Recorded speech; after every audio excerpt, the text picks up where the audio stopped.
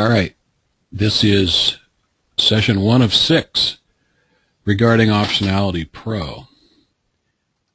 Now, this is an attempt to do kind of a gradient approach, like step by step, assuming that everybody watching doesn't know all that much about trading.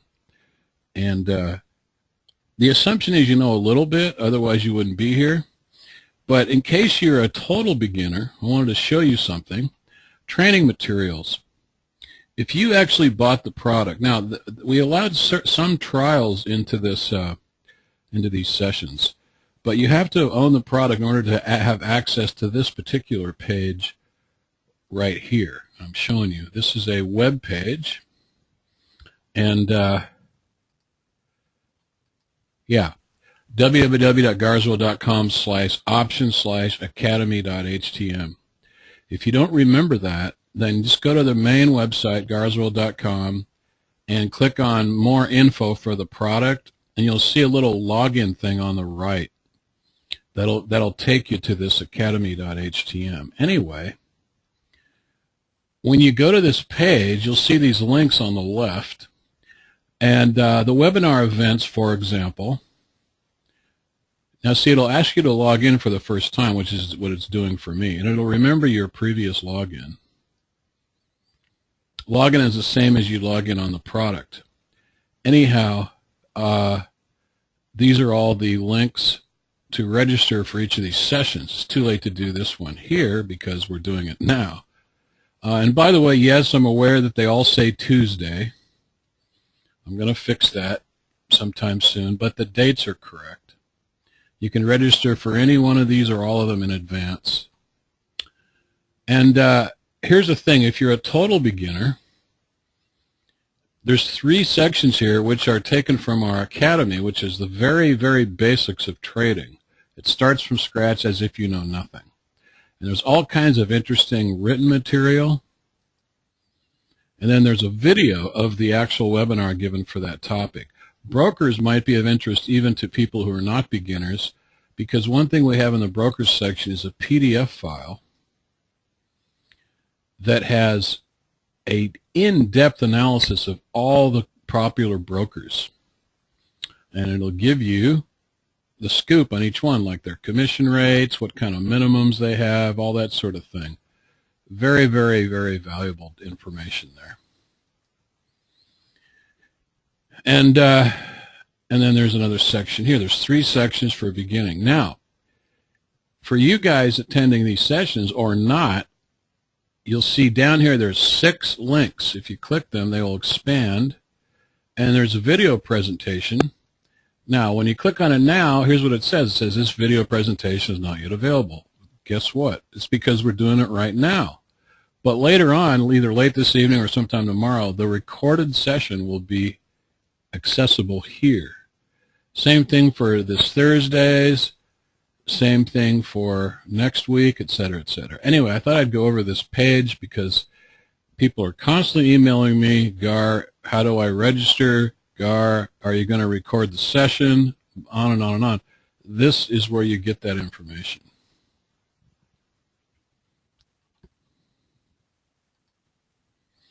All right, enough about that. And by the way, I'm only going to answer questions at the end.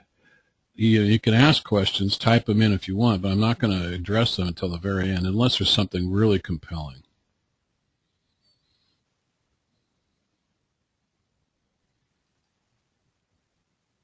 Okay, a quick overview of the software. This has already been covered in like the webinars last week in more detail. I'm just going to go over briefly the features of Optionality-Pro to make sure you guys understand the basics. The heart of the product, of course, is the list. The list is what it looks like. It's a list of stocks. If the row is greenish, that means it's an option, or it has options available. If it's bluish, it means it's only a stock.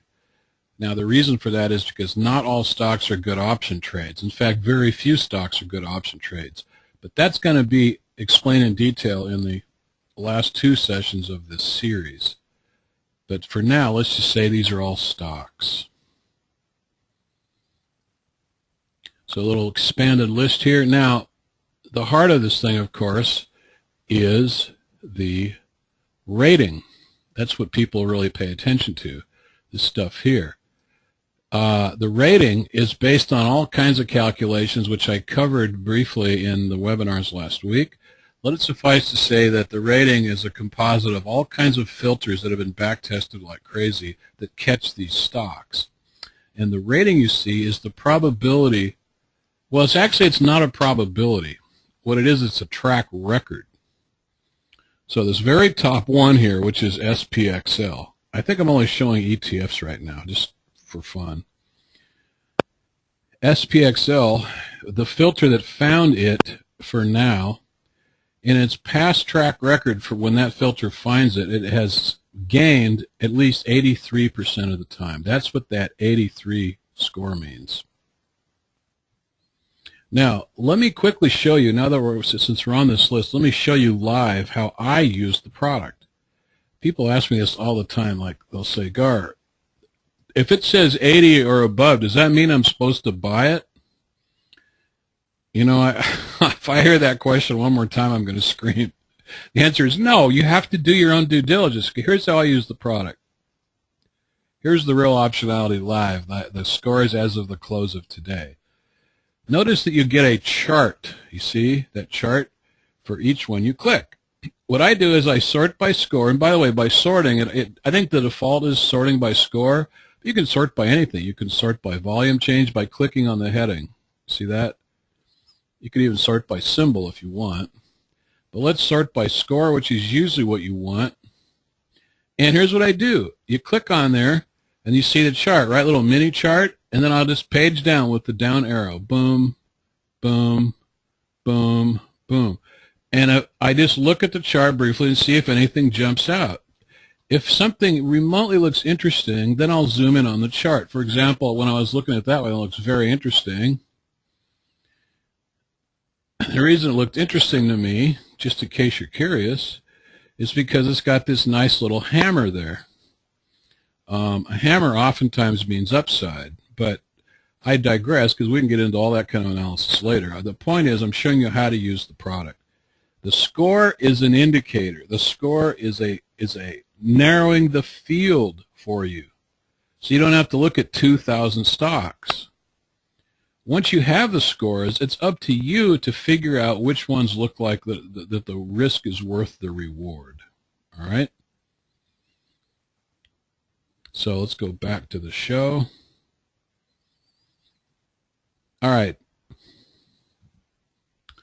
These buttons up here, long and short, that simply means which kind of score do you want to look at. If you click long, which we were just looking at, see, these are longs. You could tell because the scores are green from high to low. If you click on short,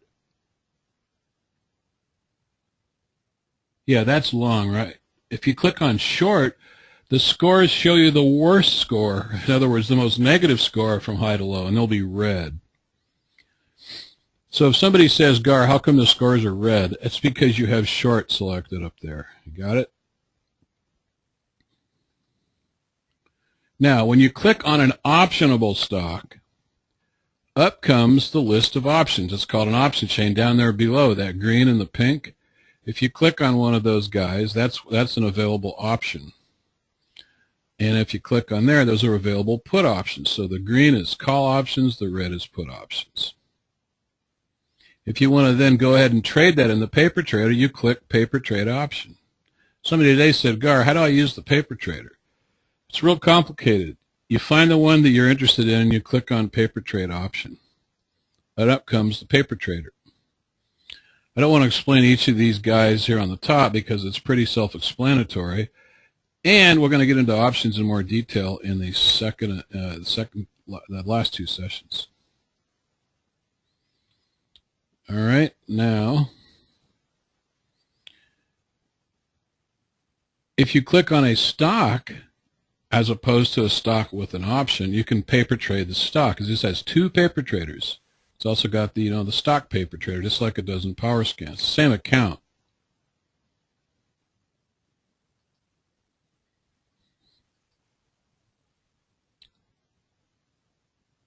Now, if you only want to see options, you select this. So in other words, you say, I don't care about stocks, I just want to see the options. You select show only options up here, and your whole list will all be optionable stocks. That's what that button is for. Now, the only other thing to show you are these colors. If you see a green and or a pinkish box around the symbol, that is the hot and cold sectors respectively. This program figures out where the money's flowing. I think there's something like 50 different industry groups. It takes the top 3 and the bottom 3, and it decides those are the top sectors and the bottom worst sectors. If the stock is in one of those top 3 industry groups, there would be a green box around it like you see there. Or if it's the worst 3, it'll be in the pink box. That could be helpful in making decisions. If you only want to see the top sectors, you select this checkbox, and it'll only show you the stocks that have the green box. If you're on short and you select show only top sectors, it'll show all the pink guys or all the worst sectors. Again, this could help you make decisions on making a final trade.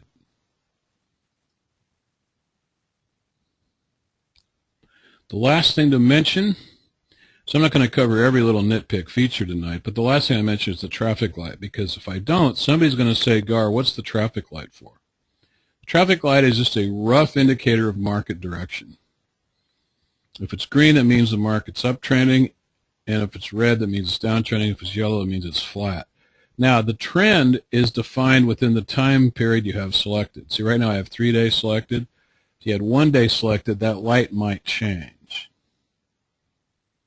But don't hang your hat on this light, for heaven's sake. This is just a rough indicator. Okay, chart analysis, which is the whole point of the session tonight. And I want to make a note here real quick. These sessions will concentrate on stock analysis. If you're only interested in options, you still need to understand stocks. Obviously, because all options have underlying stocks. You're really trading the stock, not the option. The option is just a way to trade the stock where you don't have to lay out thousands and thousands of dollars for a single trade. You only have to lay out $100 or whatever, $200, $300. But you're still trading the stock, you see. So you have to be trained and you have to be good at stock analysis.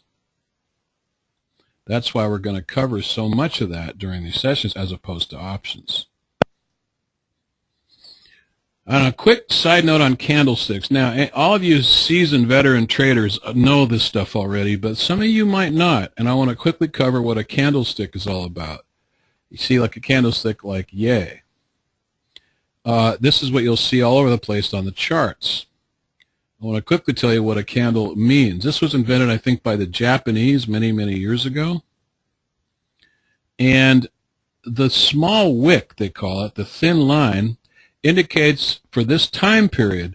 Let's say, for example, this is a daily candle. It's on a daily chart, okay? If it were a daily time period, the small line indicates the high and the low for that day, for that stock, all right? The bigger body is the open and close. Now, remember, this will be on a chart, so there'll be prices associated with these marks. Now, if the close is smaller than the open, as you see here, the candle's green. However, if the close is below today's open, the candle is red. So if you see a red candle, that means it closed lower than it opened. If you see a green candle, it means it closed higher than the open. The point of the candle is you can tell in a split second by looking at a candle what the action was for that day. Did it go up from the start, or did it go up and then decay all day long? Or did it get hammered down and then it went way, way up after that? If that's the case, there'll be a specific candle pattern for that, you see. So really good chart analysis means that you understand what a candle is. All right, now to the real nitty-gritty. Fundamental versus technical. Fundamental analysis is the study of companies. You know, you hear it all the time. In fact, that's all you hear about on these financial shows. Study of companies, you know, balance sheets, earnings, management, market share, all that kind of stuff is fundamentals. It's all about companies, all right? Technical analysis, however, is the study of charts. In reality, fundamentalists and technicians are constantly at odds with each other, or supposedly. The media, i.e. financial shows, financial reports, CNBC, Bloomberg, all those places are 99.9% fundamentalists. When you hear them discussing stocks, they will constantly be talking about the companies. And so you're going to get inundated with that. Very, very, very few technicians will ever be on those shows. They are once in a while, and it's all very interesting, but you know, a lot of the fundamentalists think that the technician stuff, chart reading, is tea leaves and hocus pocus. In truth, however, the technician encompasses automatically and inherently all fundamentalists. You know how? Here's why. Because everything there is to know about a company, all knowledge that can affect a stock, is already in the chart. This is what fundamentalists do not understand. The reason is because all the traders from all over the place, they're all making a bet, as it were, and their money speaks. And their money is what makes the market go up and down. It's what creates the chart itself. So, from all over the world, this chart is being manipulated by people's real hard money on the line, and therefore it is a composite opinion poll of every second that concerns that company and that stock and all the knowledge, all the composite knowledge that exists. It's all reflected in the chart, because the chart is a poll of everybody's opinion.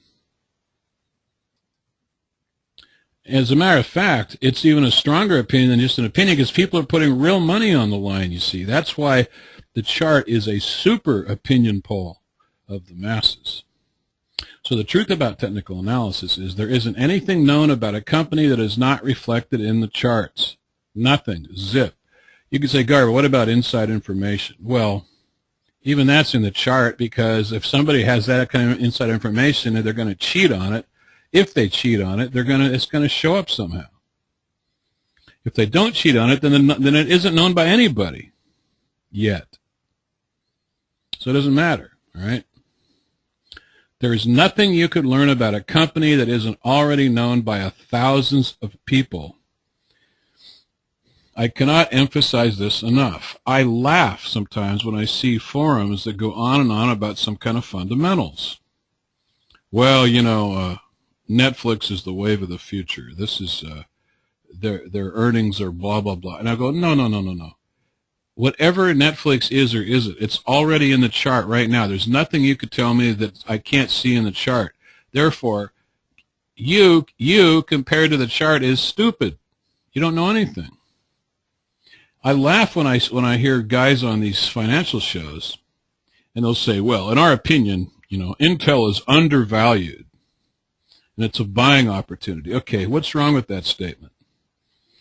Undervalued by whose opinion? The market? So what they're saying is that the entire stock market that has hundreds of thousands, maybe millions of traders and investors, all of those people are wrong, and I know best that it's undervalued. That's absurd. Whatever those people are saying about Intel in its chart is the truth. Whether we agree with it or not, it's the reality. It's what the correct value of a stock is, in fact, the price of its last trade, period. That is the correct value of the stock. It has nothing to do with the company. The charts are the only accurate source of info, and it's all you should consider. Once you deviate from this, you're going to get hammered, I guarantee you. Now, here's the thing, though. Technical is somewhat of a misnomer. Because technical implies that there's an exact precision. Example, technical aspects of circuitry obey exact scientific laws. Those of you who are in electronics, you like Ohm's law, like resistance and current and voltage relate to each other, and that's always true from now until eternity. There's no exceptions. But technical analysis in charts, there's no such precision. Charts do not obey such laws. Chart patterns indicate possibilities. For example, a strong uptrend indicates upside will probably continue, but it's obviously not a certainty.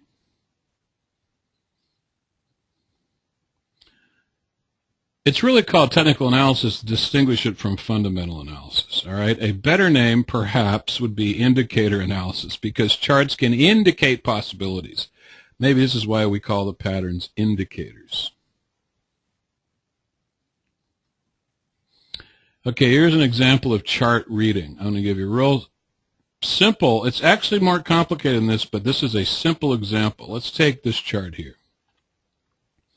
I chose this one because it illustrates my point pretty clearly. That line there is called resistance. That fancy term resistance that people throw around a lot simply means one thing. It means the place in which the stock has been selling, as opposed to support, which would be the place the stock has been, gets buying. Now, how do we know that's getting selling? Well, you can tell by the chart. You see, right here it's sold off, okay? The stock goes up to here and sells off. It gets back to that same line and sells off. It got right up there here and then starts selling off, and then it hits here again, okay? So that's called resistance. Now, knowing that data, what does it tell us if this happens? Look at that. Look at that. That stock just now went breaking through its resistance. See, this is solid resistance. We can tell by how many times it sold off. That stock not only busted through its resistance, it did so on huge volume, as you see in that white circle. That's called a breakout. It busted through its resistance level. What that tells us is that something is up. There's some information, there's some news, something is causing everyone and their mother to glom onto this stock. You can tell by the heavy volume. So everyone's making their bet to the upside. That is a great time to latch on to that and join the bandwagon, and guess what happens? Boom, there's that stuff. Look what happened. If you wanted to know how to catch this trade, all you had to know is that it broke.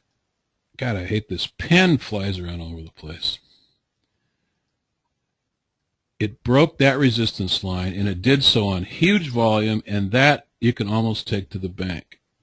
That is called reading a chart. Now, it does no good to read it up here because it's too late. You've already missed the opportunity, maybe, but you could have been reading it all this time across here, see? So that's one example of many that I'll show over the course of these sessions. So the point is, this reveals the intention of the crowd. You know, I told somebody once, I said, if you learn one thing and only one thing about trading, you'll do okay. And they said, what's that? And I said, one thing only. What is it? I said, if you finally get it to your head that you're trading other people and not other companies, you will do okay. And if you think about it, that's what it's all about. You're really anticipating what the other traders are going to do, not what the company's going to do. Forget about the company. Forget it. Oh, they're going to have good earnings. Who cares? What are the traders going to do? That's all that matters. And the better you get at anticipating their move, the better off you're going to do. All right, now in technical analysis, I've covered this in past sessions, but I'm going to cover it again because this is so key. Too many people make technical analysis, chart analysis, way too complex. Way too complex. You don't believe me? Go to our forum in PowerScan. Take a look at some of those spiderweb charts. I go blind looking at those things. Technical analysis doesn't have to be that complicated. You could do really well by only understanding one or two indicators. Seriously. But to make it simple for everyone, there's really only three components of technical analysis, period. And that is support and resistance, trend, and momentum. That's it. You say, Gar, then why do we have 32 indicators if there's only three? Well, it's because the indicators are all just different ways to look at these three or combinations of these three. Those spiderweb charts that I talk about are just all kinds of ways to combine these and different angles to look at them. But in reality, all you're looking at ever are these three components. And the fact that there's 1,000 ways to look at these things is why technical analysis looks complicated, but it's not. So let's cover these. Support and resistance. Here's a really good example of support and resistance. This one chart here. Whoops, I skipped ahead. Support and resistance. I'm going to demonstrate by drawing. I hope my pen doesn't slip around. The value of support is that you know where the stock's probably going to bounce. If we draw a line like this across here, that is its support line for that time period. If you're sitting here trading around this time period here, let's say, if you go back here, you see there's your support. There's your solid support. How do you know that? Because that's where they start buying the stock. Your resistance is right here. And what's interesting about that resistance is, see that, how do you know that's resistance? Because that's where they sold the stock. They meaning other traders. Remember, it's all about other traders. I don't even know what company this is. Who cares? The other traders are telling us what's going on with the stock. If we draw a line all the way across, notice how interesting that is. Look how often that stock sold at that line, right there, right there. In fact, daily, it was bouncing along that top line. You could have literally traded like 16 days in a row short that stock, and you would have won 16 trades in a row as soon as it hit that resistance line. You see how powerful that can be. Support line, as soon as it hits this support line here, you could have almost taken it to the bank, and sure enough, the thing spikes up into outer space the very next day. Now right here, as it hits support, you would have been in a little bit of trouble because it almost wants to fall through support, right? But then it goes flying back, and you make out like a bandit. Notice if we keep drawing a support line, once again, the stock bounces right smack on that line. It might be hard to see, but the tail, the wick of the candle is sitting right on that line. It's almost spooky sometimes how well this works. You could almost make a living trading just this. You find a nice stock, there's a name for these. People like to call these rolling stocks. They just kind of roll in a channel. I've even been thinking of creating a product that does nothing but locates rolling stocks. And we can just sit here like robots going buy, sell, as it's bouncing in the channel. The only reason I don't do that is because I find that there's superior ways to trade than just trading the channel. And I'll get into that later. But if all you did is this, you'd probably do okay. But that's support and resistance. That's how you would apply it, generally speaking. Okay, trend. How does trend relate to anything? Well, trend, here's the important thing about trend. Trend is the general direction that something's going. However, trend by itself is meaningless. Trend depends on the time frame. And let me tell you what I mean. If we're only looking at this time frame from here to here, that's an uptrend. It's obvious the stock is going up during that time frame. But if we look at the time frame from here to here, the stock is on a downtrend. From here to here, the stock is on a downtrend, but from here to here, the stock is on an uptrend. So trend is relative to time, and that's very, very important. So if you say to somebody, what's the trend?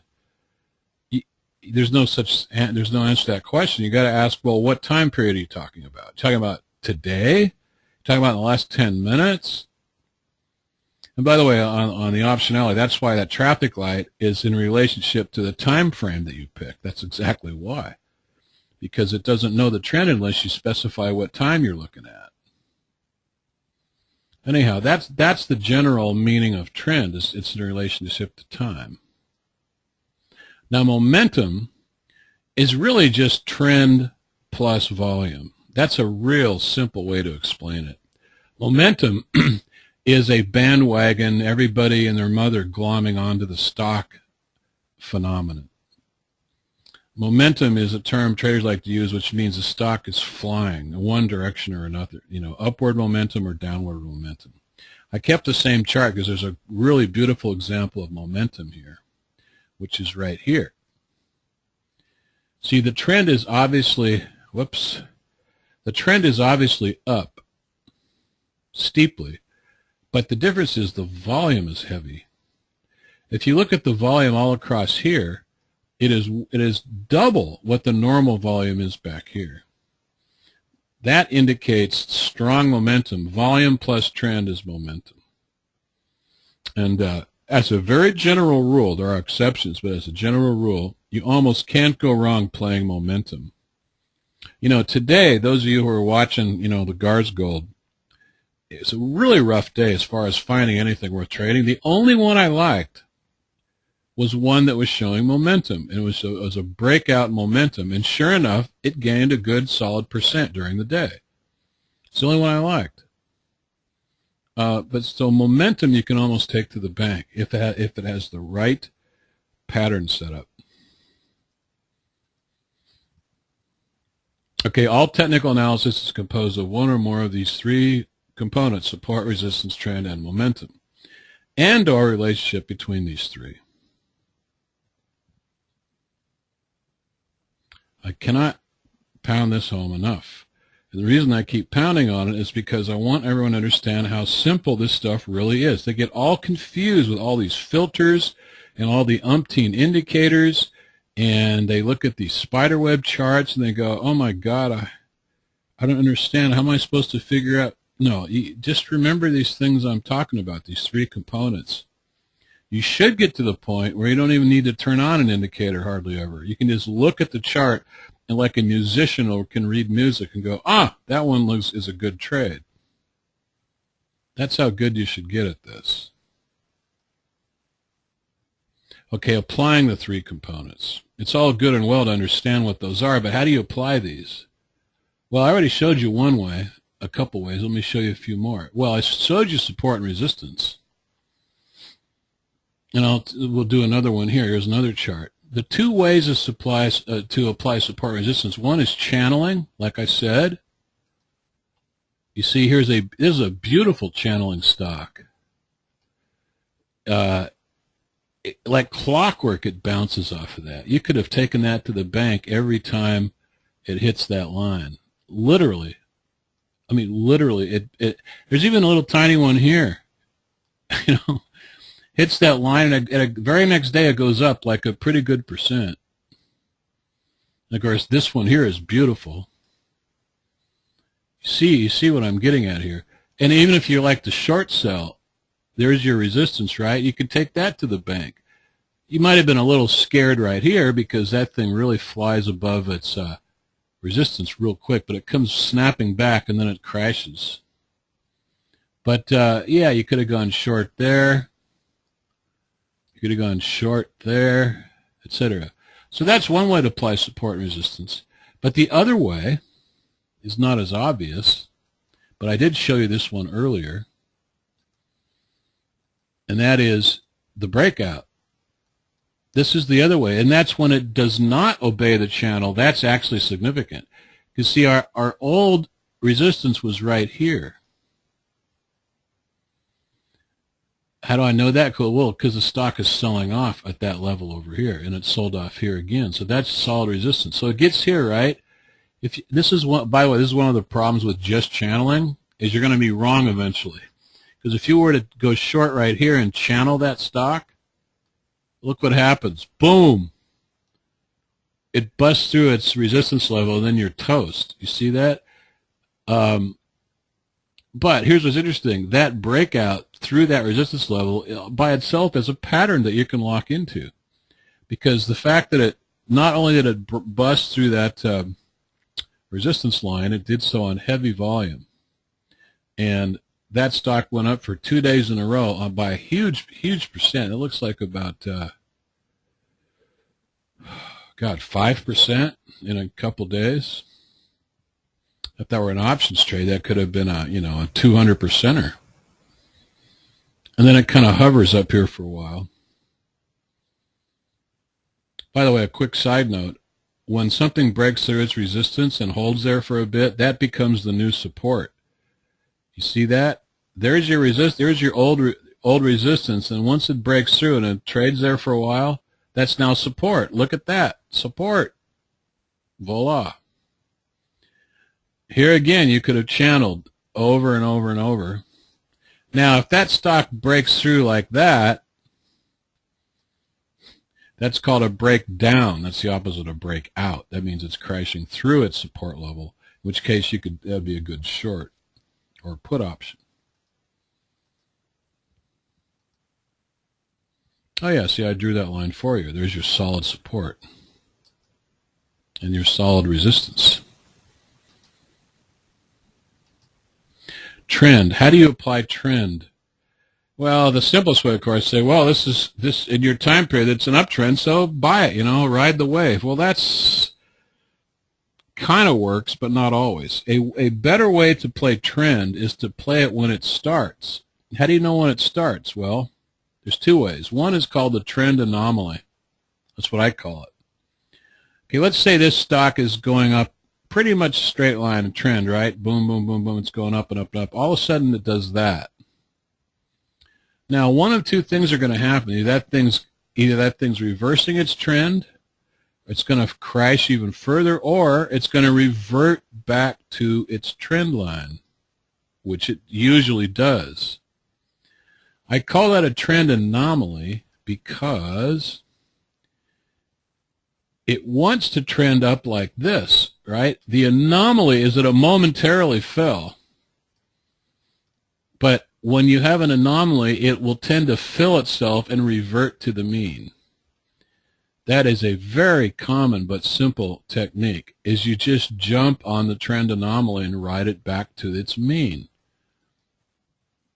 You see, revert to the mean. I drew a gray line there of where the trend should be and where it ends up. Because that's called a trend anomaly. There's all kinds of different patterns and filters and techniques to find those. But here's a real chart to show you some trend anomalies. There's a strong downtrend and a strong uptrend. Now, what's interesting about this is you could actually use this technique to go long in a bear market and go short in a bull market, literally, if you use these techniques simply by the trend anomaly. For example, let's say over in this time period right here, it's obviously a bear market, at least during that time frame, because look how steep that downtrend is for days and days and days and days and days. However, if you look closely, there are many, many places where it deviates from that trend momentarily as an anomaly.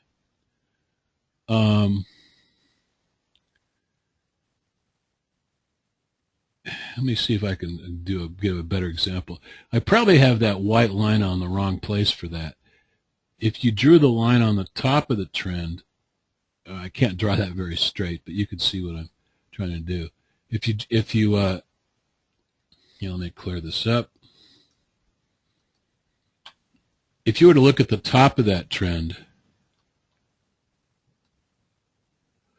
then you could literally go long by the fact that every time that dip below its downtrend, like way down here, let's say, You could then write it back up to its mean, you see? Then it falls again, and you can write it back up to its mean.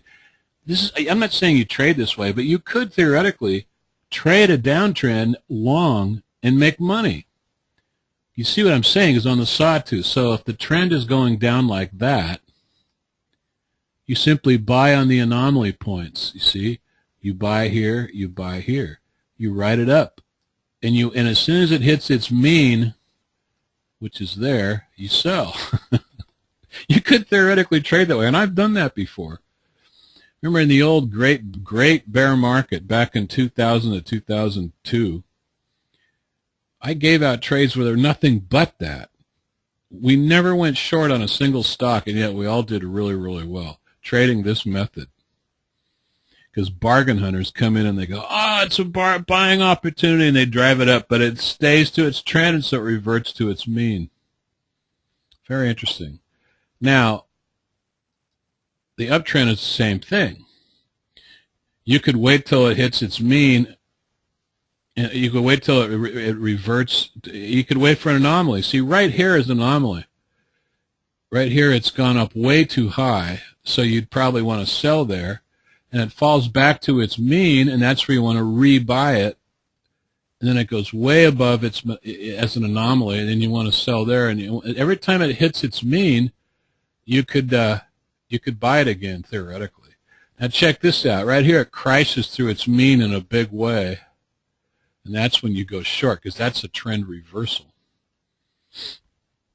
But anyway, I'm just showing you. And by the way, another interesting thing about this drawing. This also shows you the support and resistance can be on a slant. Because see, this is the same thing that we looked at before with channeling, except in this case the channeling is on an upward slant. The same exact thing. You buy it at all you could theoretically buy it at all the support points. See, in this case the support is the slanted trend. Very interesting. I'm not saying you trade this with you. I'm just showing, I'm using these as an examples of technical analysis and how you apply them. Okay, another way to apply trend is a trend reversal. This is where it's really powerful. A trend reversal means just what it sounds like. It means the trend is going one way and then it flips the other way. Well, how do you know it flipped? The way you know it flipped is because it's gone past its normal deviation. Here's what I mean. If you draw a straight line down here,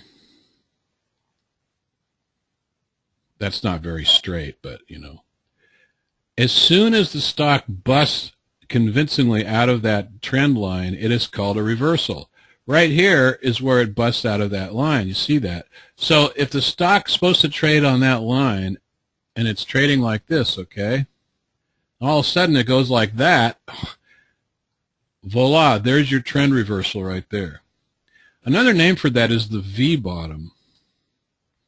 You know, it looks like a V. This had a beautiful V bottom right there. Same here. How do you know it's a V bottom and not just a little deviation? Well, you don't. You don't until it's confirmed. See, this one here is confirmed because the line is right there, right? As soon as it breaks away, convincingly above that line right there, that's when you know it's formed a V bottom. And of course you have a V top, like right here. It should just keep going, right? But then it doesn't. It crashes through its line, and then now it's dead. That's a V top. So a trend reversal is probably your most powerful because, you know why? Because you're catching the trend at the beginning. And that's when you're going to get the most action. And yes, Optionality-Pro will find these. That's one of the filters it uses is the V top, V bottom. We're going to cover that extensively in another session. I think the next session. Momentum, we already covered that, but I'll briefly go over it real quick. Remember that example earlier today? That's where momentum comes in. You got solid resistance. Suddenly the stock busts through that resistance. Heavy volume, that's called momentum, and you could take that to the bank in many cases. That was only a $3.75 stock, too. That could have been a killer trade.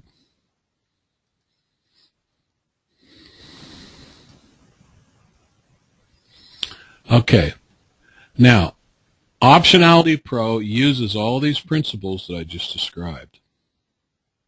I'm going to show you two demos, or I'm going to show you two things in the product, and then that'll conclude tonight's session. But the point is that all these methods I showed you, you don't have to figure all of that out yourself.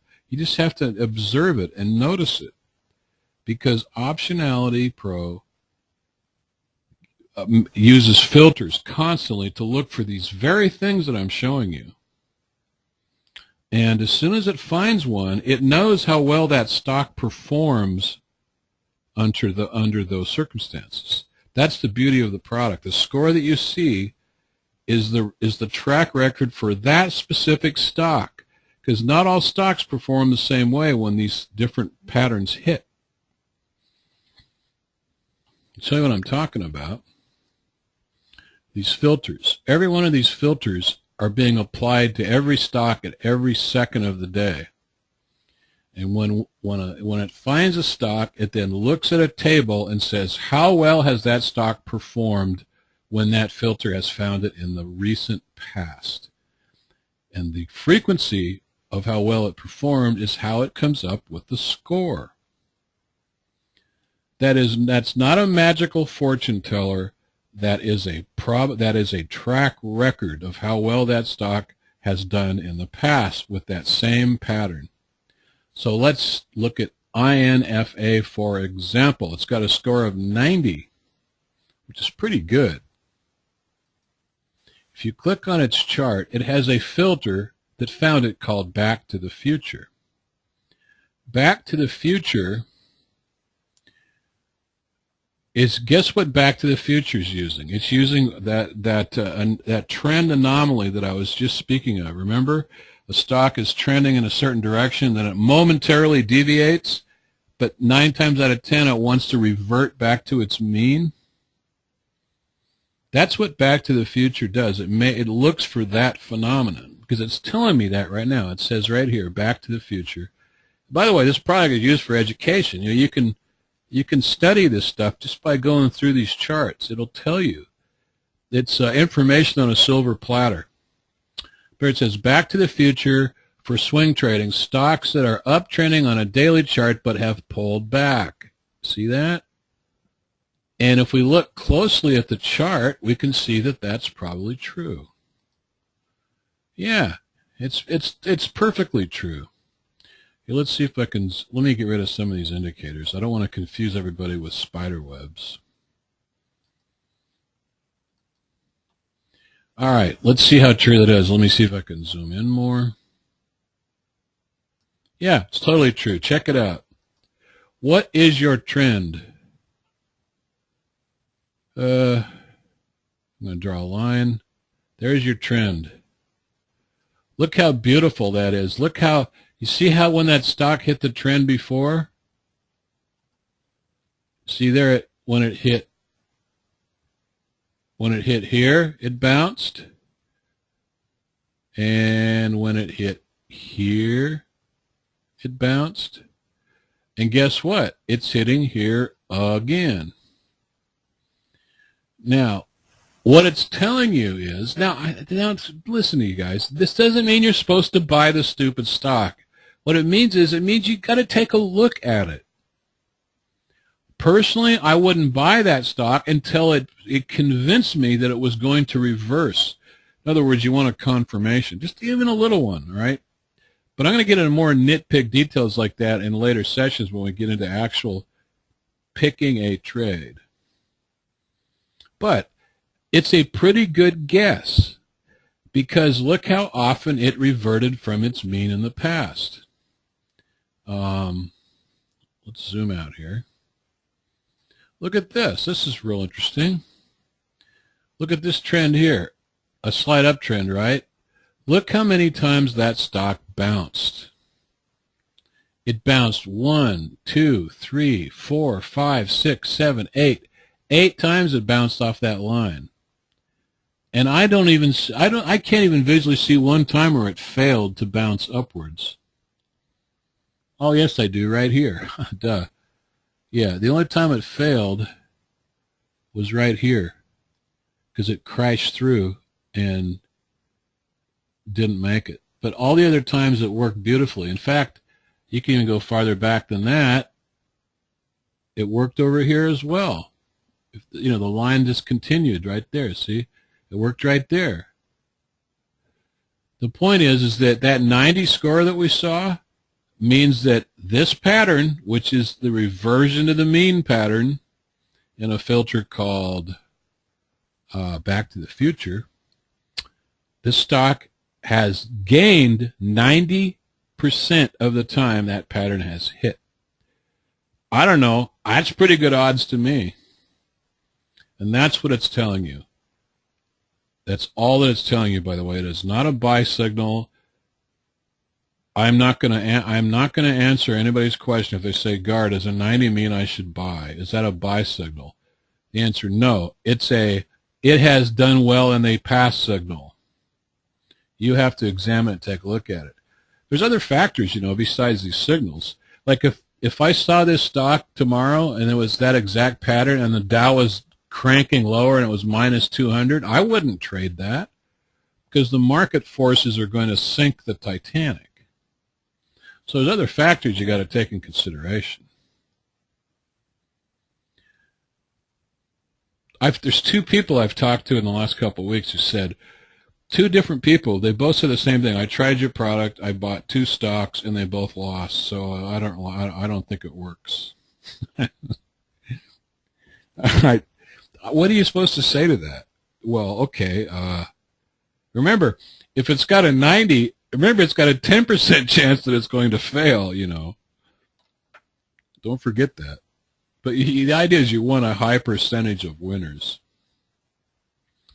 The other thing I wanted to cover real quick, and I've covered this 100 times, is remember I said the way I use the product is I get up in the morning and I wait for a while for the market to settle, and then I just page through them like this. And you know why I like this one, by the way, is because I like the way that it's on us. It's bouncing off of a support. The only reason I know that support is because that's where you see that? I only said support because that's where it took off in the past. That's all. You see that? It took off from that launching pad right there. Its actual support, if you want to go longer term, is really right here. So in that respect, if you want to look at it longer term, this is not necessarily a good trade because there's a high probability that it will fall. As you move this way, there's a high probability it'll fall down to here. But this is how you analyze them. You look at the chart. You don't need to turn on indicators. But you might want to. I'm going to get into indicators in the next session. These guys, all of these, and how you can use those to your advantage. But don't rely on these. You got to train your eye to see these things yourself. And one reason you need to is because you're not going to have that much time to make a snap decision in many cases. But one thing I wanted to show briefly is one of my favorite things to show everybody is what I call room to run. Remember support and resistance? Like in this case, in this stock that we just picked at random, your support line would be here. Okay, your resistance line would be here. Gar, how do you know that? Well, because you can see it. Can you see that? Just draw a line on the bottoms of most of the candles and you'll have your support. And we know that's support because that's where the stock bounced. That's how you know. It's not some magical number that with some calculus. It's just visually where has the stock sold off and where does it get support. And where I just drew the lines is the answer. Now, when I say room to run, I mean this. If you're going long on this stock, let's say you're going long back here somewhere, okay? If you're going long and it's because it has a high score, if that high score is right here, wait a minute, let me get the... If that high score is right here, I got news for you. That's a terrible trade. Why? Because it's at resistance. It's It's probably has a high score for a different reason, a different filter, but I wouldn't like it because it's right at support, and it's likely, it's more than likely to fall. You see? So I wouldn't trade it. Now, if it had a high score and it was right here, I would say, now that's a good play. But even if it was right here, let me get this here. Even if it was, say, right here, that would still be okay. Why? Because it has room to run. Room to run means it has distance before it hits support or resistance. So the way I would quickly analyze, and this is the real simple man's way of doing things, is I would just look through the top. You guys do it, in fact, do this tomorrow, and you can see your improved results. If this is all you do, you take the top stocks or options, depending what you want to do, and you walk through them and look and just decide where support and resistance are. And if it has room to run, you paper trade it if it has a high score. If it doesn't, you skip it. Try that for an exercise. So let's look at this one. Does it have room? Remember, these are longs. Where is support and resistance? This has a little bit of room. There's a little bit of room because your resistance is right here. You see where that stock is? If this were the pattern this morning, this would be okay because it has a little bit of room. It has, what, about $1? It has about about 50 cents it can run, if that's enough gain for you. So that would be acceptable. How about this one? No, this one would be a terrible trade because there's your resistance line. See that? Has no room to run because it's right smack on the top of that resistance. Let's see, what else? What's the next one look like? This would be a good trade. This is the one I liked. Well, actually, this is borderline. Here's why.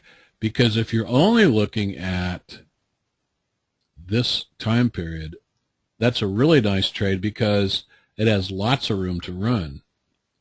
You see, that one could theoretically run all the way up to there because there's your resistance. All right, now you can say, well, that's a great trade. Well, wait a minute. It depends on if you want to look at a broader perspective. Let's go back a ways.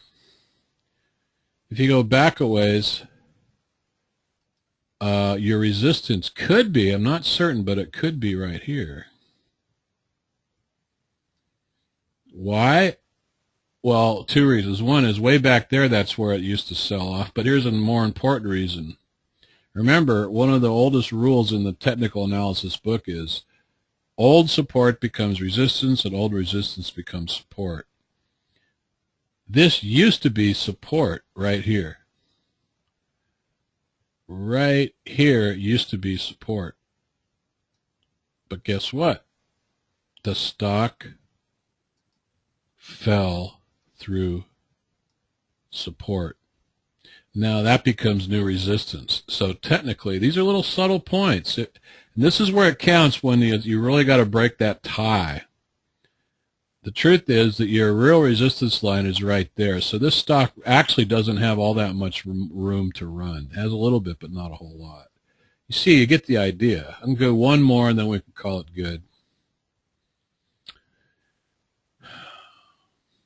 I don't like this chart in general because of all the red bars, but that's not what I'm showing now. So let's just pretend that that chart is fine. As far as room to run, I would say your resistance is right here, and the reason is because that's old support. That has a little bit of room, but not a whole lot. It's a pretty high price stock, and that's not very much distance. So I don't know about that one. Our best one was probably that first one I looked at. That's one that has the most room to run. And if you put a gun to my head and said, Gar, you have to trade one of these, I would go with the top guy because it has some room to run. And if that's all I was basing this on, I might not trade it anyway because I really don't like these ugly red bars 3 in a row.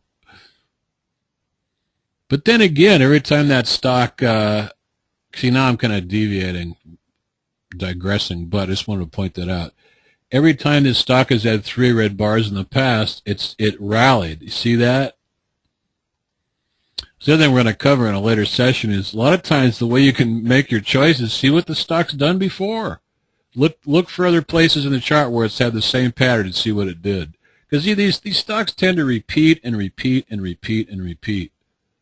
Why? Because there is no chart. There is no stock. Remember, it's all just people. And people are creatures of habit, and they all tend to support it in the same way, in the same time, in the same place. There's 3 red bars. There's 3 red bars. Well, guess what? What that means is whenever the stock has 3 red bars on a downtrend, 3 times in a row it's rallied. Well, guess what? 3 bars in a row. So keep your eye on that one tomorrow. Let's see if it flies. I'd be very interested. Anyhow, I think that's all I've got. Let me check. Yeah. That's all I got for tonight, because this Thursday, we're going to cover way more details of technical analysis.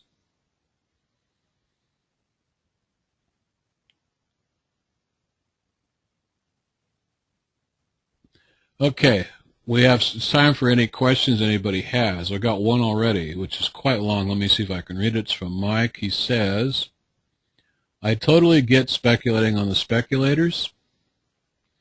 So, if we are using V-bottom filter, for example, to see what the speculators are doing, and we do the same, aren't we speculators also? Do you consider the speculators to be the smart money, and we want to follow the smart money? Well, that's a good question. Yeah, remember, all of us are speculators. I mean, people that are, I remember I said in one webinar a few months ago, I laugh at these people on television that say, they talk about crude oil, you know, when crude oil goes up and up and up or something like that, it's going crazy.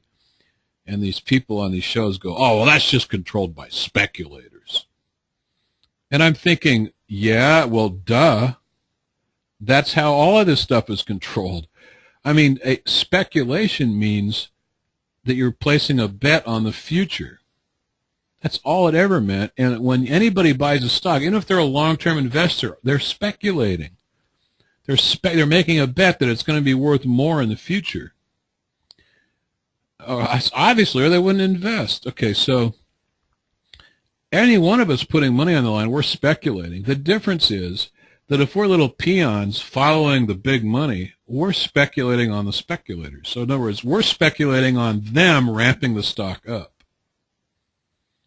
And there is something to be said about a self-fulfilling prophecy. One reason why a lot of this stuff works is because a lot of traders know the same things that we're talking about, right? They know what a resistance is. They know what support is. So when they all see the stock is at support, they're all going to go, hey, let's buy it. You know, so it's kind of a self-fulfilling prophecy. But my answer to that is, so what? You know, that's fine, as long as you know which way it's going to go. Remember, you never know for sure which way it's going to go because you don't know everything. But the whole point of successful trading is to second guess it as accurately as possible, because the more often you're right, the better you're going to do. You only have to be right about half the time. You could still do okay if your discipline is in. Did you ever think about that? How hard is it to be right only half the time? That's not a very good track record, is it? Like a coin flip, heads or tails? Well, guess what? If you have decent stops and you take gains that are nice and fat, you make money by being right only half the time, believe it or not. That's what's so amazing about this. But I got news for you. You can be right way more than half the time. I personally do not consider myself the greatest trader in the world. I'm right about 70% of the time. I'm wrong 30%. And I do fine. The only time I don't do fine is when I do something stupid. I just did something stupid, by the way. I held a stock way too long, you know, for like a 7.5% loss. I don't know what came over me, but it was a good example of don't always do as I do, just do as I say. It didn't kill me, but it really set the portfolio stat back a few points. I talk about a straight stock, not an option. Option trades, you know, that's a different thing.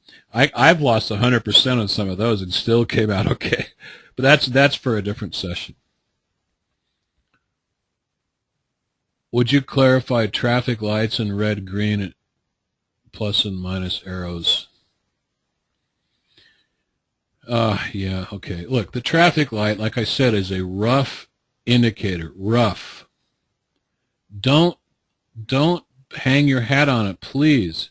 Look at the chart to see what the trend is. Don't look at the light. The light's just kind of like a little mild alert saying, if you see a red light, that means the market is kind of sort of in a downward direction. If it's green, it means the market is kind of sort of in an upward direction. It's just an additional confirmation. Don't use it as a big solid, you know, signal. Yellow means it doesn't know. It's neither up or down. And the light will change depending on what time frame you click. For example, if we click 1 day, well, it's still red. Okay, now see the 4-hour trend is up, a green light. Same with 2-hour and 1 hour. But the 1 day is red, 3 day is red. The arrows, you don't see any, usually don't see any arrows when the market's closed, but the arrows that he's talking about is this very far right column. This column right here, where it says plus, minus. Those arrows are almost meaningless. I only put those there as a really mild indicator. I'm surprised so many people ask about it. The arrow means that the score has changed from its last posting. You know, these stocks update about every 10 seconds, I think. 5 to 10 seconds, the scores update. If the score went up since its last update, there'll be a green arrow. If the score went down from its last update, there'll be a red arrow. If the score stayed the same, there'll be no arrow. That's all those arrows are. It means the score has changed.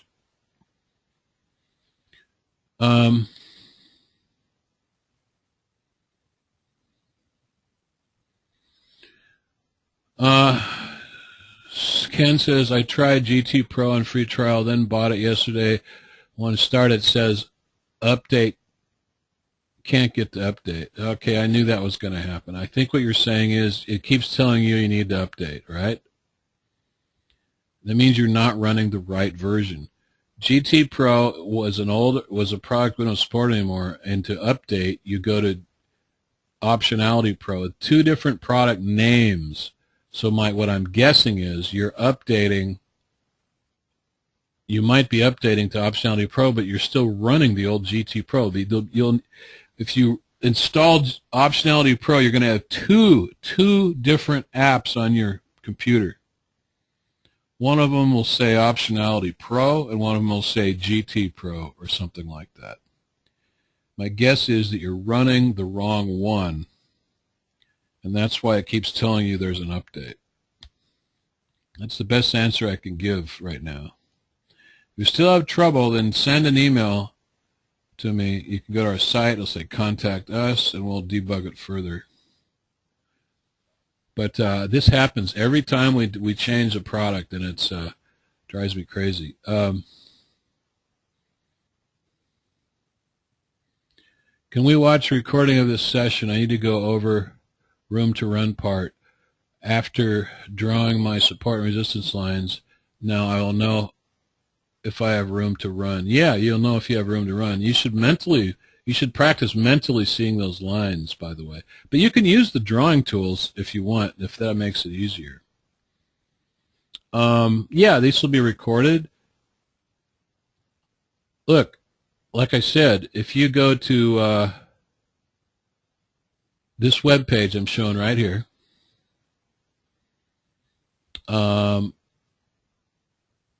this is the Options Academy, which is what you guys are watching. Sometime late tonight or tomorrow, these links here will have the recorded video of each of these sessions we're doing. And that's to get here, the easiest way is to go to the website, click on more info for the Optionality-Pro, and then you'll see a little login thing on the right.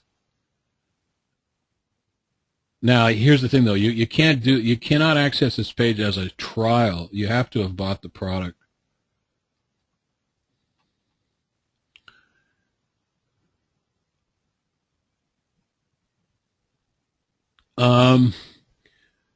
Barry said, very good job tonight. Thank you. Very productive. Yeah, well, you're welcome. I'm trying to pack as much data as I can. I don't want to make these sessions 2 hours long. I'm trying to summarize the data the best I can, because the hardest thing to do is to teach people how to read these charts simply and you know, like a experienced musician can read music, you know. That's where you want to be. And the other thing I want to emphasize is that there is no such thing as a stock picking robot. You know what? I found out not only is there no such thing, it's actually illegal. Do you realize that? This is unbelievable, but I found out it would be illegal for me to create a product that said buy, sell. In other words, you know, here's a signal. Okay, everybody buy. That's illegal. You know why? Because that makes me a financial advisor. Can you believe it? And I'm not a licensed financial advisor. You know, the government's got all kinds of weird regulations about that. So I can't. By the way, the good news is it's impossible to do that anyway. There's no such thing as red light, green light. There's no system that'll produce really good winners for you. The only thing we can do is give you some ideas, and then you've got to make the decision yourself. You become your own financial advisor. So I'm going to spend a lot of the times in these sessions trying to pound home that there is no red light, green light system. There is no stock robot. Every place who claims they do, either they're lying or they technically can't even do that anyway. It's illegal. So how about them apples?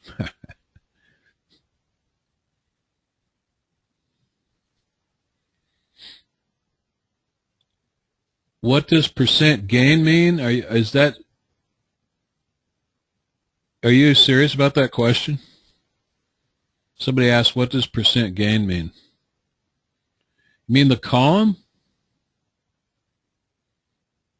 The column percent gain in the stock list means the gain from yesterday's close. That's pretty much true in any stock quote that you'll see. You know, like say a streaming quote service, the percent gain will be assumed to be from yesterday's close.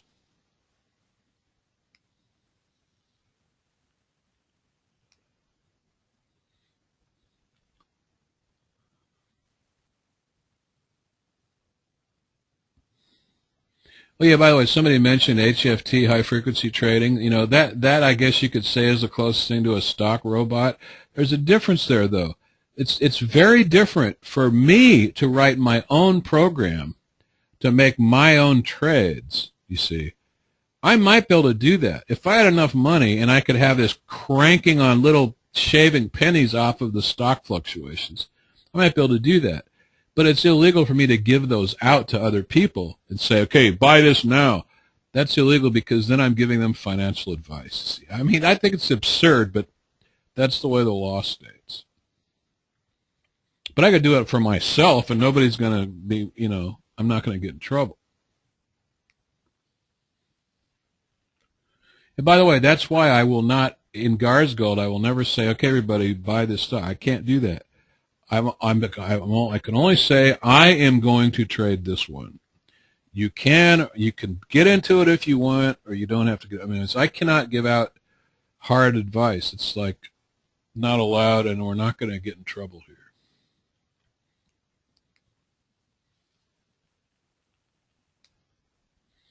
Even if it were legal, I wouldn't do it anyway, because I don't want that kind of responsibility. I want you guys to make your own decisions.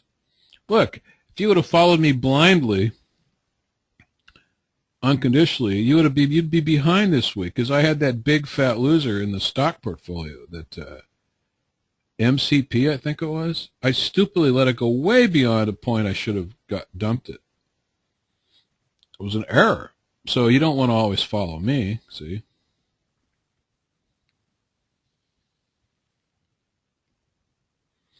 Somebody says, what is GARS Gold? Okay, GARS Gold, let's show them right now. GARS Gold is an optional separate service. It has nothing to do with Optionality-Pro per se, but it's available here. But it's a separate service you would subscribe to on a monthly basis. There is GARS Gold. It's got its own forum, which means that everybody... So here's Lico making sage wisdom comments. So anybody who's in GARS Gold can post, but my posts are here too. I run GARS Gold, and what I do is I give you trading ideas. Remember, I'm not going to say buy this, sell that. I'm going to tell you what I'm doing personally, and I got a portfolio for options and one for stocks. Right now, I'm not holding any positions. You'll know that by this left-hand column says POS, it means position. If it says L or S, that means I'm in the stock, but you don't see those on any of these. But the list that you see in here are what I call watchers. They're ideas that I'm thinking about or you guys ought to look at.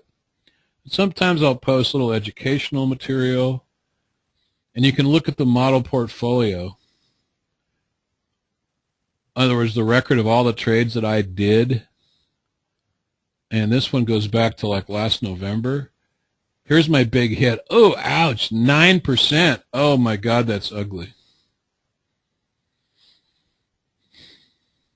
But notice that the portfolio only dropped 5%.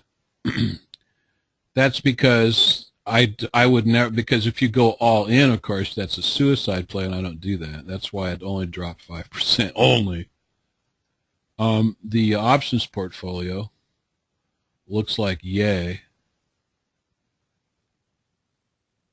This has gone on for a really long time, though. That's why this 600% is so huge.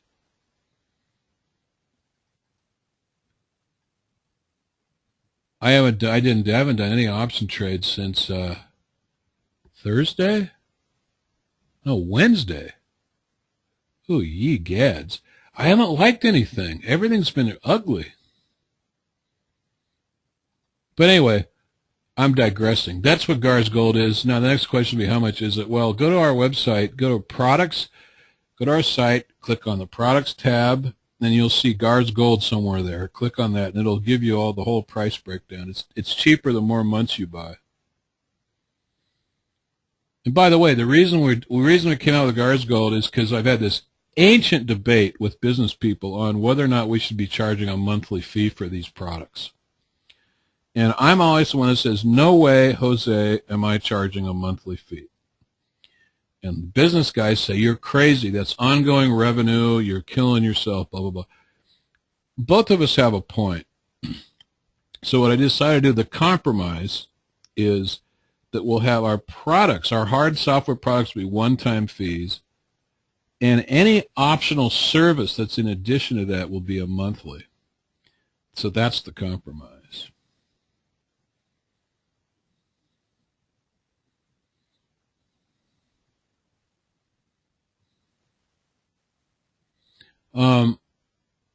Someone here just asked, I purchased Optionality. Can I purchase the Academy classes at a later date for a discount?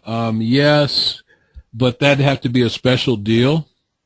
You'd have to email me for us to work something out, because not that I'm making it hard for you, but because our system, you know, like our website where you buy stuff, doesn't know how to do that. So I'd have to work out something manually in that area.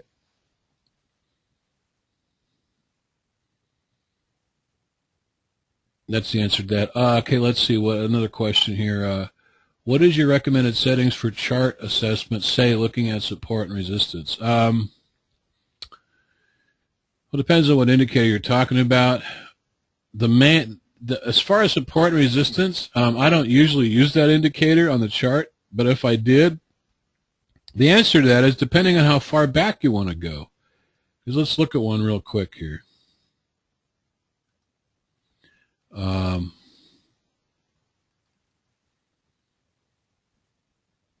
Let's turn this. How in the world did I get a... Oh, that's volume. I'm thinking I had a MACD histogram. No, that's volume. Okay, let's turn on support and resistance. Now, the default, I don't know why this is the default, but the default has step 100. What that means, it's going back 100 bars to find its support and resistance. That is really kind of absurd. That's like 6 months or something. So now, if you want to know its recent support and resistance, I'd go back, I don't know, 10, 20, something like that. Let's try 20. See, now 20 is more reasonable. See, now those support and resistance line that it's showing are reasonable. It's saying that this green line is support and this line up here is resistance. That looks right, but that's only if you go back 20 bars. If we go back, say, 10 bars, I'll bet you that's going to change. Yep. You go back 10 bars, now your real resistance is where it's showing there. Your support hasn't hardly moved, though. So the answer to the question is there is no optimum. It depends on your trading style. If you care about really recent support and resistance, you want to have small numbers there. But remember, you don't need that indicator necessarily. You just look at it. As I look at this chart, I could see that resistance is right there. I can just see it. Because that's where the stock sold off several times in the recent past.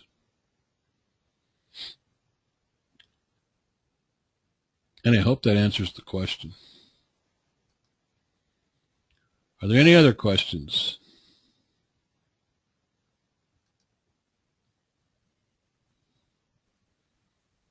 Remember, you might have questions, but remember, there's 5 more sessions to go, so, some of your questions might be answered there. We can't cover everything tonight.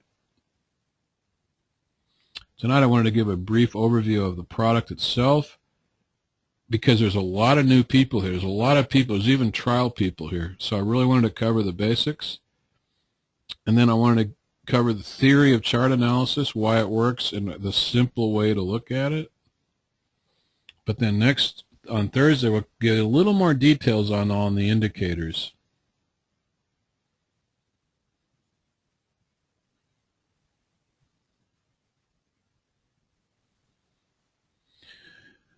Here's an interesting question.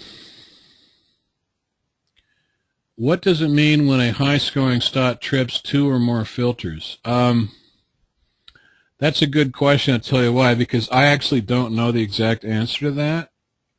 That sounds kind of like a cop-out, but I haven't determined, and I need to figure this out, and the only way I can figure it out is by real back testing. And I have to have a big enough sample. By sample, I mean I have to have it happen enough times to know whether it's good or bad. I don't know whether that makes it a better score or not. If let's say you look at the score and there's like 3 filters, my guess is that makes that slightly better than one that only has 1 filter. That's just a guess. I don't know that for sure. The score, by the way, takes the highest scoring filter of those 3, if there's 3. That's how it comes up. It does not add them up or anything like that. But I don't know. I don't know the answer to that. I don't know if, like, stock A and B, right? They both have a 90. You go in and look, and one of them has 1 filter. One of them has that same filter plus another one. Does that mean that one with 2 is a little bit better? I don't know. Maybe, maybe not. I mean, you'd think, well, why wouldn't it? Well, one reason it wouldn't is because maybe both filters are showing the same thing, kind of. I don't know. I'd have to check that out. I would guess that it means slightly better if there's more than 1 filter that tripped.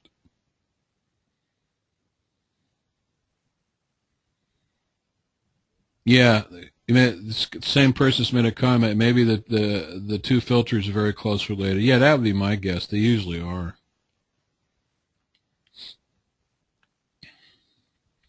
All right, I think that'll be enough questions and answers tonight. Remember, there'll be more chances to ask stuff on Thursday. All right, I want to thank everybody for attending. God, we have a lot of new people. This optionality thing has been doing really well in terms of interest and trials and sales. It's been doing great. I'm thrilled. I just hope it can live up to everybody's expectations. Oh my God, I'm just waiting for the emails. Gar, I bought the product with all the hopes in the world, and I've been losing my ass. I don't want to get emails like that. Use the paper trader. Don't do real money until you are convinced that you can do well. I cannot emphasize that enough. All right. I'm going to shut down the shop, and thanks again for attending.